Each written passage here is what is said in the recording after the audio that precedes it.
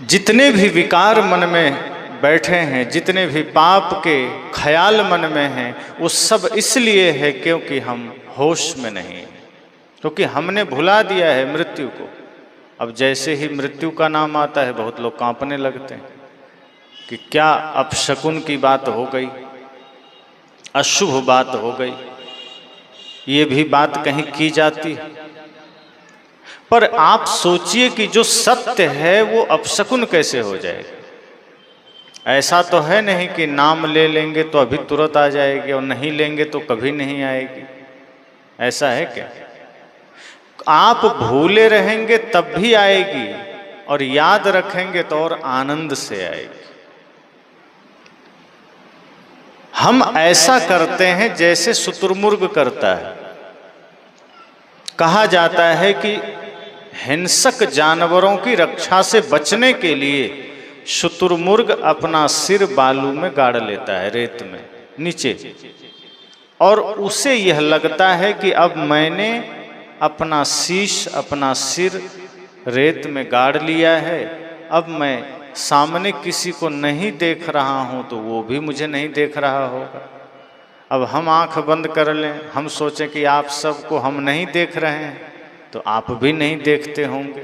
तो आंख तो हमने बंद किया है, आपने तो नहीं किया है ना। आपकी आंख खुली है, आप तो देख रहे हैं। शुतुरमुर्ग अपनी आंख बंद करता है, शेर बंद नहीं करता है। बाघ अपनी आंख बंद नहीं करता है, उससे तो और सुविधा हो जाती है कि बिना दौड़ाए पकड़ के खा जाता है। इसी तरह से अगर हम अपनी आंखें बंद करके बैठे हैं, अर्थात संसार में माया मोह में अपने को लगा कर बैठे हैं कि हमें अब न राम की याद करनी है न मृत्यु की याद करनी है, कहीं याद की और मृत्यु आ गई तो नहीं याद करेंगे, तब भी मृत्यु देख रही है। आप कितना भी बचने की चेष्टा करो वो साथ में खड़ी है, जब समय प्रारब्ध पूरा होगा उठाकर ले जाएगी।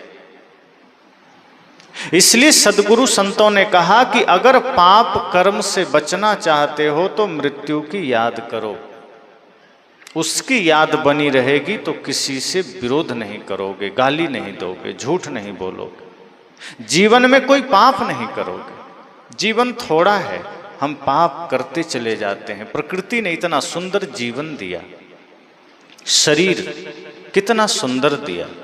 छोटे छोटे बच्चों को देखिए, उनके आंखों में मासूमियत नजर आती है, सौम्यता नजर आती। इसलिए तो बच्चों को भगवान का रूप कहा। बच्चों के मन में, बच्चों के तन में कोई पाप नहीं है, न जातिवाद है, न क्षेत्रवाद है, न नशा है, न दुर्व्यसन है, कुछ नहीं। आप लोग के संग से कुछ गालियां जरूर सीख लेता है, वो भी आपके संग से, गर्भ से सीख कर नहीं आया। अब माता पिता जैसा संग देते हैं बच्चे सीख लेते हैं। और कई बच्चों को मैंने देखा है, छोटे छोटे बच्चों को इतनी गालियां आती है कि वो घंटा भर देते रहें तो गालियां रिपीट नहीं करता है, बड़ा स्टॉक है उसके पास। अगर उसे कुछ कविता सुनाने कह दो तो सिर खुजलाता है। माता पिता गुरु का नाम पूछ दो, देशभक्तों का नाम पूछ दो तो इधर उधर झांकता है, लेकिन झगड़ा हो जाए तो गाली ऐसा देता है जैसे पता नहीं कौन विश्वविद्यालय से सीखा है। अब वो सीखता वही है, घर परिवार में ही सीखता है, आसपास में ही सीखता है। तो एक यह दुर्गुण हटा दें, अगर उसको बढ़िया संग मिलता रहे बाल्यकाल से तो बचपन में ही बच्चे भगवान का रूप माने जाते हैं। धीरे धीरे जब वो कुसंग में पड़ता है, धीरे धीरे जब वो दूसरे लोगों के संग में आता है तो गाली सीखता है, चोरी सीखता है, जातिवाद सीखता है, संप्रदायवाद सीखता है। एक एक विकार उसके मन पर चढ़ता चला जाता है। तो प्रकृति ने जो जीवन दिया है कितना सुंदर है, लेकिन हम धीरे धीरे उसमें तमाम प्रकार के दाग लगाते चले जाते हैं और जीवन भर लगाते हैं। ये ख्याल नहीं करते कि आए हैं सो जाएंगे राजा रंक फकीर, जो भी इस धरती पर आया है वो जाएगा। सत्संग को ही देखो, परसों इसका शुभारंभ हुआ, आज इसका समापन होगा। साहब तो कहते हैं जो उगे सो आथवे, फूले सो कुम्हिलाए, अचूने सो ढहे परे, जन्मे सो मर जाए। कहा जिसका उदय हुआ है उसका अस्त होगा, जो भी चीजें बनेगी वो बिगड़ेगी, शरीर मिला है एक दिन छूट जाएगा, और जो मिला है उसे अपना मान करके बैठ जाना बेईमानी ही तो है।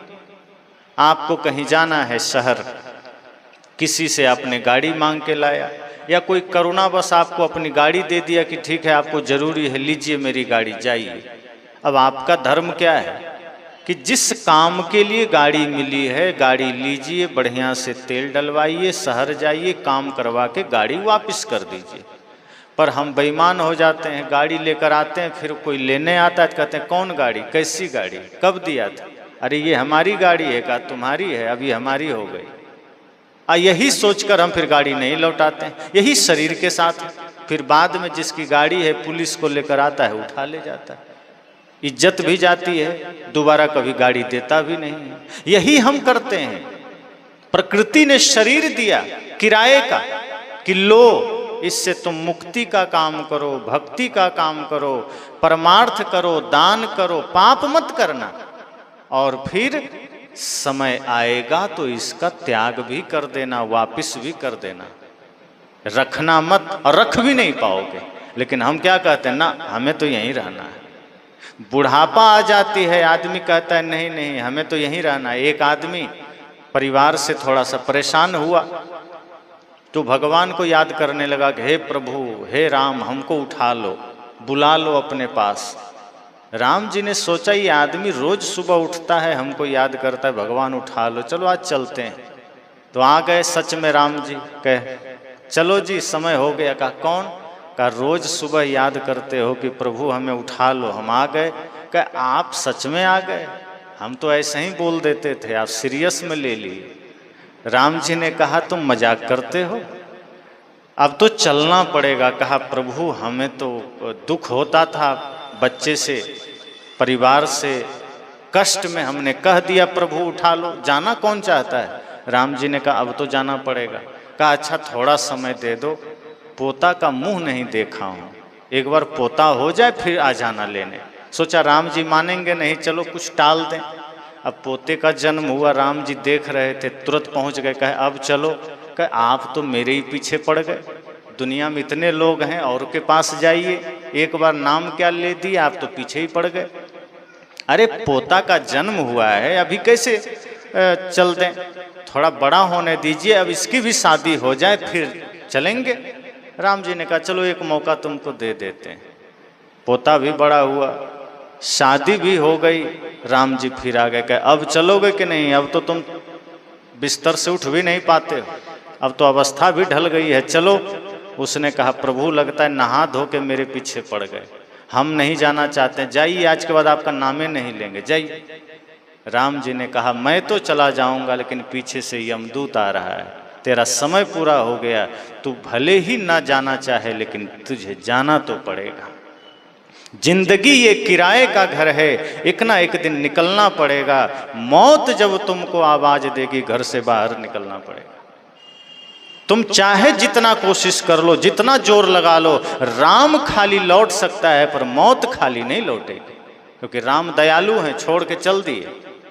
लेकिन मृत्यु के सामने साधु हो, चोर हो, राजा हो, फकीर हो, सब बराबर है। उसके नजर में ये महत्व तो नहीं रखता कि ये आदमी धर्मात्मा है कि दुष्टात्मा है, उसके नजर में सिर्फ वो शरीर है और उसका हरण करके मृत्यु लेके चल देती है। इसलिए बुद्ध को भी 80 वर्ष की अवस्था में धरती से जाना पड़ा, राम जी को भी जाना पड़ा, कृष्ण जी को भी जाना पड़ा, सदगुरु कबीर को भी जाना पड़ा। देह नश्वर है, इसका त्याग जो भी शरीर धरता है करना पड़ता है। सदगुरु कबीर ने ही कहा है, जो जो जन्म लिए वसुधा पर एक दिन सब ही मरे। इस सदगुरु कबीर का वचन है कि जो कोई भी धरती पर आएगा, जो भी मनुष्य शरीर को धरेगा, उसको धरती छोड़कर जाना है। तो सबसे बड़ी समस्या यह है कि आदमी जीवन भर इस शरीर को अपना घर समझकर कब्जा जमा लेता, जबरदस्ती का। जैसे दूसरे के जमीन पर कोई कब्जा कर ले, हमने वही तो किया है। शरीर अपना है क्या? अपना नहीं है। अगर अपना होता ना तो ये आपके अनुसार चलता। आपके ना चाहते हुए बाल सफेद हो रहे हैं, आपका बस चलता है? आपके ना चाहते हुए दांत टूट रहे हैं, कौन चाहता है दांत टूटे? अगर आपकी वस्तु होती तो आपके अनुसार ये चलता। ये प्रकृति का दिया हुआ है, इसलिए आपका कोई वश इस पर नहीं चलता है। भले ही हम जबरदस्ती करें, भले ही हम जोर जबरदस्ती के साथ शरीर को अपना माने, लेकिन ये अपना है नहीं। समय के साथ बाल सफेद हो जाएंगे, हो रहे हैं। अब तो छोटे छोटे अवस्थाओं में बाल सफेद हो रहे हैं। झुर्रियां पड़ जाएगी शरीर में, दांत टूट जाएंगे, पैर कांपने लगेंगे, हाथ कांपने लगेंगे, आंखों की रोशनी कम हो जाएगी, कानों से सुनना कम हो जाएगा। अपना जोर अगर इस पर होता, अपना शरीर होता तो इतना नहीं होता। आप जैसा चाहते वैसा होता, पर आपका नहीं है, इसलिए ये परिवर्तित हो रहा है। पर आदमी है चालाक, जैसे ही बाल सफेद होता है तुरंत काला करवा लेता है, ताकि मृत्यु को धोखा हो जाए, कभी ये जवान है इसको छोड़ देते हैं। हम मृत्यु को भी धोखा देते हैं बाल काला करवा के, पर मृत्यु को पता है कि ये जबरदस्ती का काला कराया गया है। ये जवान है नहीं, है बूढ़ा ही, भीतर से बूढ़ा है, बाहर से जवान बन गया है। आंखों की रोशनी कम हुई, चश्मा लगा ली, पर मृत्यु को वो भी पता है कि बाहर से चश्मा लगा है। कानों से सुनाई देना कम हुआ, मशीन लगा ली, मृत्यु को ये भी पता है। सच तो ये है कि मृत्यु अलग है ही नहीं। हम सब सोचते हैं ना कभी अलग है, कहीं और से आएगी, ऐसा नहीं है। मृत्यु साथ में है, वो साथ चलती है। जिस दिन शरीर में आपका आना हुआ, इस धरती पर आप कदम रखे, मृत्यु वहीं से साथ हो गई। और ये भी ध्यान रखना कि कोई आदमी अचानक नहीं मरता है, कि अचानक 50 साल का आदमी गुजर गया, 100 साल का आदमी गुजर गया, 20 साल का आदमी गुजर गया, कि 2 साल का आदमी, अचानक कोई नहीं मरता।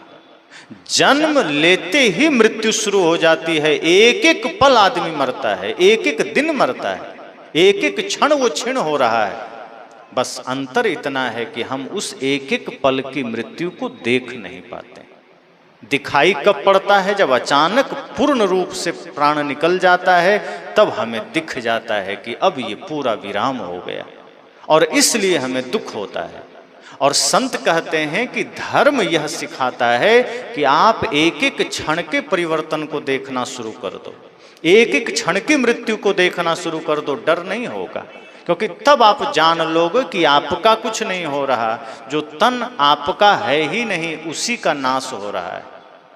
आप जैसे नए कपड़े खरीदें और बक्से में रख दें, अलमारी में, पेटी में, कभी ना पहने उसे, और 10-15 साल बाद उसे निकालें तो वैसा रहेगा वो। आप ऐसे खींचिएगा तो दोनों अलग अलग हाथ में आ जाएगा। पहना नहीं गया है, प्रयोग नहीं हुआ है, लेकिन वो रखे रखे वो नाश हो गया। क्यों? क्योंकि वो क्रिया चल रही है, परिवर्तन चल रहा है, जड़ क्रियाओं में भी परिवर्तन हो रहा है। इसी तरह शरीर दिख नहीं रहा है कि ये मर रहा है, पर प्रति क्षण इसमें भी क्रिया हो रही है। ये निरंतर मृत्यु के निकट जा रहा है और हमें पता नहीं चलता। ये प्रति क्षण प्रति पल मौत के करीब जा रहा है। जो व्यक्ति इस सूत्र को, इस सत्य को समझ लेता है, वह कभी भी मृत्यु से भयभीत नहीं होता, क्योंकि वो जान लेता है ये देह पराई है, ये शरीर मेरा नहीं है, ये मृत्यु का ही है, ये प्रकृति का ही है, और जो मिला है वो कभी भी लिया जा सकता है। और जो लिया जा सकता है उसको पकड़ कर बैठने की क्या जरूरत है। आनंद के साथ, भाव के साथ यह सोचिए कि क्षण भर के लिए ही सही यह शरीर हमें मिला है। क्षण भर की बात इसलिए कहता हूं कि सच में देखो तो क्षण भर का ही अपने हाथ में है, उसके आगे का जो है वो बोनस समझना, क्योंकि कब अगला पल मौत कब किसके जीवन में आ जाए कोई नहीं जानता। इसलिए वर्तमान हाथ में है, और जो व्यक्ति वर्तमान को अपने हाथ में रखकर सही कर लेता है वही जीत जाता है, वही संसार सागर से पार हो जाता है। वरना ज़्यादा तो क्या होता है कि यहाँ भी हार जाते हैं, आगे भी हार जाते हैं, यहाँ भी सब हमारा लुट जाता है, आगे भी खो जाता है। इसलिए संत जन कहते हैं शरीर को अपना मत मानना। मृत्यु जन्म के साथ साथ चल रही है, और अगर आप सोचते हैं कि हम कुछ भी कर लेंगे और मृत्यु हमें नहीं खोज पाएगी, हम बच लेंगे, तो ऐसा संभव नहीं। वो कहानी आप सब सुनते हैं ना कि एक राजा अपने बगीचे में टहल रहा था और अचानक शाम को 6 बजे मृत्यु ने उसके कंधे पर हाथ रखा। काली परछाई थी, राजा समझ नहीं पाया। राजा ने कहा कौन? मृत्यु ने कहा मैं मृत्यु हूं तुम्हारी।